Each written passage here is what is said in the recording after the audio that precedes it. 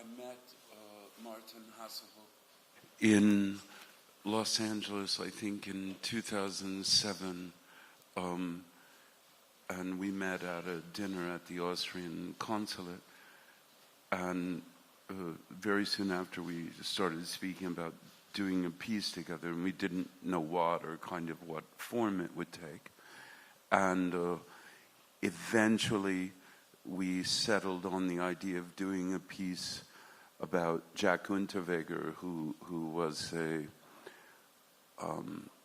convict who had been found guilty of murder in 1976, and he began to rehabilitate himself, taking writing workshops, etc.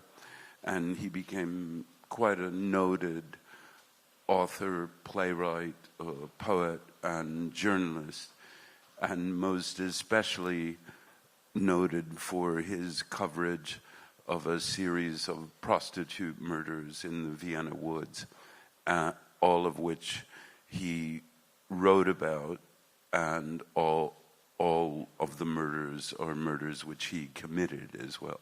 And we met in probably February or so of January, February of 2008. Michael Sturminger, who is the writer of the piece and is the director of the piece as well. And Michael agreed to write it. And we did, I think, 2 readings in Los Angeles then. And then we decided to actually do a kind of full-blown production of it. I mean, it's a very skeletal production, but and that opened at the Ronica Theater in Vienna in 2009. And the thing that appealed to me was the power and the beauty and the joy of playing with a full Baroque orchestra and 2 sopranos, and trying to figure out how I could fit in. So that's the history of the piece. And then we toured the world for 5 years, South America, Mexico, North America, including Canada, all across Europe, and we never, I think, went further. Well, Moscow, no, not Moscow, St. Petersburg twice at the White Nights Festival, and really all around for 5 years, and then we did 2 other pieces after that. I don't know that we can justify characters or justify characters, most especially that are real people. And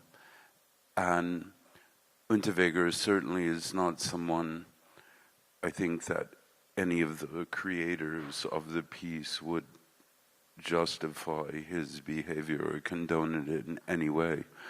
Personally, I think once you murder someone, I don't know who can redeem you.